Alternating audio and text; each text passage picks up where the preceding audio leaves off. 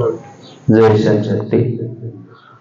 सुरेंद्र सिंह तेना, दहेज विरोधी क्षत्रिय संघ व राजपूत सर्वोत्तम सेवक संस्थान का ये एक स्नेह मिलन रखा है। इसमें आप सबको आमंत्रित किया गया था कि हम एक जगह बैठकर समाज की क्या समस्या है, क्या पीड़ाएं हैं, उनके लिए हम क्या कर सकते हैं, उन चीजों को समझने के लिए आप सबको यहां आमंत्रित किया गया और आप सब पधारे।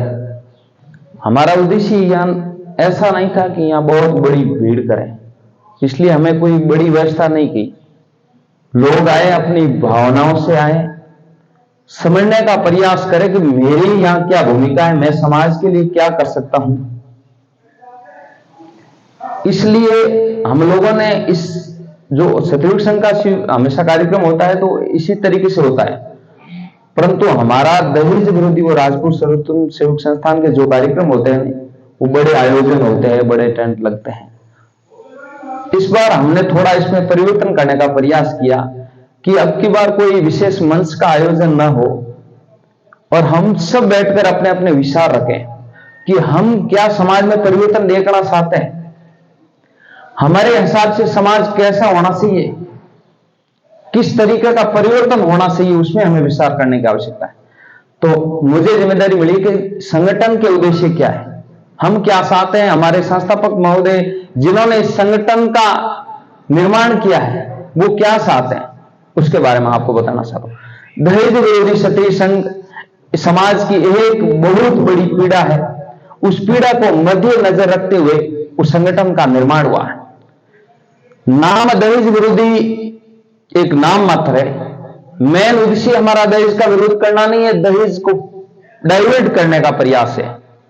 नाम तो संगठन का कुछ न कुछ रखना पड़ता है, इसलिए हमने दहेज विरोधी रखा है।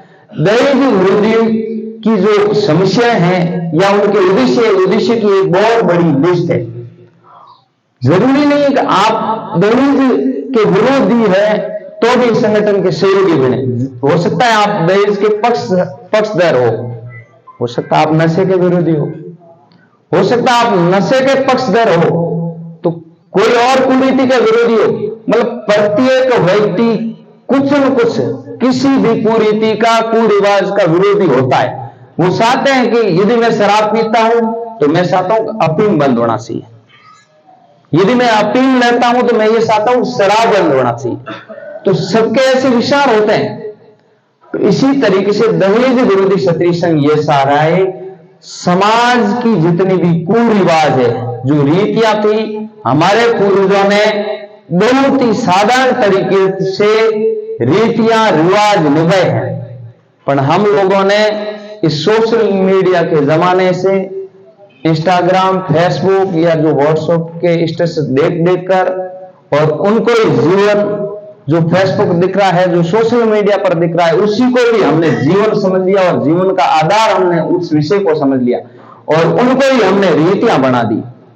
रीतियां थी नहीं, हमने किसी व्हाट्सएप पर, किसी फेसबुक को कार्यक्रम देखा, बड़ा टेंट देखा, बड़े आयोजन देखे और उनको हमारा जीवन का वही आयोजन समझ लिया, हमारे वो कार्यक्रम समझ लिए और वो कार्यक्रम हमने हमारे घर तक शुरुआत कर दी।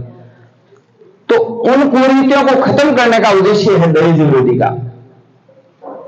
जैसे नशा है, शराब है, अफीम है, इन चीजों की आवश्यकता नहीं है, आवश्यकता है ही नहीं हमारे जीवन में, फिर भी चल रहा है।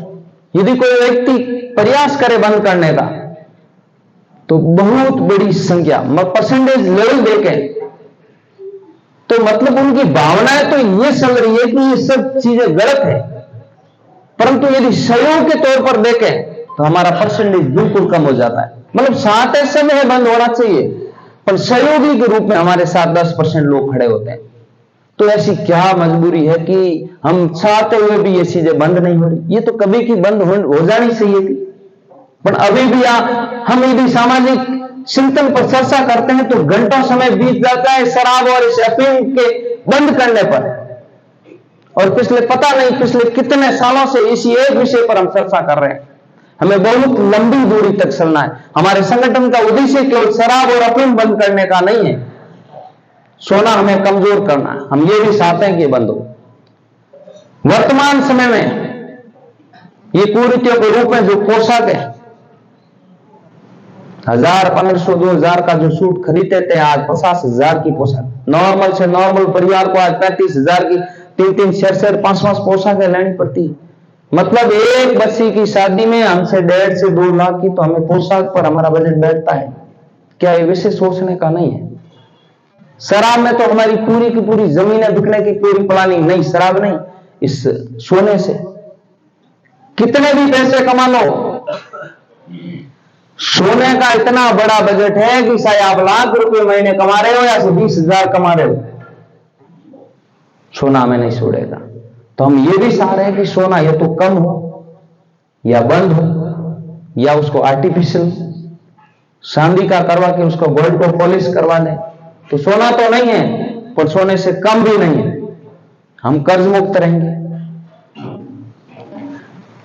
उसके अलावा हम ये भी चाह रहे हैं कि वर्तमान समय में ये जो भोजन व्यवस्था शुरू हुई है, हम हमारे मेहमानों के घर जा रहे हैं, लाइन में लगकर भोजन करना कहां तक ठीक है?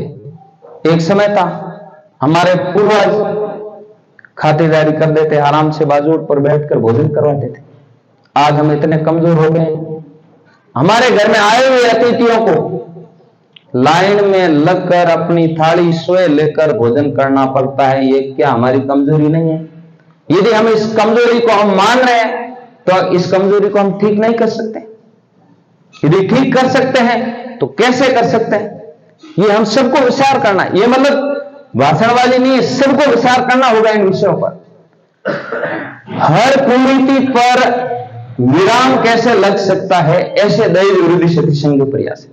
और मेन दहेज विरोधी सती संघ का उद्देश्य है कि हमारे पूर्वजों ने ये जितनी भी जमीनें दिख रही है, आज उस जमीनों का कोई मालिक हो, हमारे साथ किस तरीके से कुठाराघात बार बार हुआ है और आज भी हो रहा है, ऐसी पीड़ाएं संगठन संस्थापक महोदय के हृदय के अंदर थी कि जमीन तो बसा दी हमारे पूर्वजों ने, आज जो भी जितनी भी है कहीं ये तो ना बिक जाए।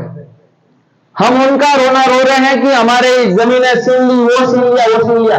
हम कितना भी और कोशिश कर लें वो वापस नहीं ले सकते हैं, परंतु जो आज बिकने की तैयारी में उसको हम बसा सकते हैं। यदि बसा सकते हैं तो कैसे बसा सकते हैं, हमारी क्या भूमिका है? एक ऐसे आयोजन में हम किसी विषय पर सफलता नहीं हासिल कर सकते, परंतु निरंतर ऐसे आयोजन हर माह, हर सप्ताह, हर 15 दिन में हम इसी तरीके से बैठना शुरू होंगे, समझना शुरू होंगे तो 100% हमें सफलता मिलेगी। दहेज विरोधी सती संघ के बाद में दहेज विरोधी सती संघ लगभग पूरी तौर पर चर्चा हो गई है, आगे चर्चा होती रहेगी। आपको इतना ही सुझाव देना है कि इन कुरीतियों पर विराम हम कैसे लगा सकते हैं, हमारी क्या भूमिका है। यदि नहीं लग रहा है तो ऐसी क्या मजबूरी है, और भी कोई सामाजिक समस्या है।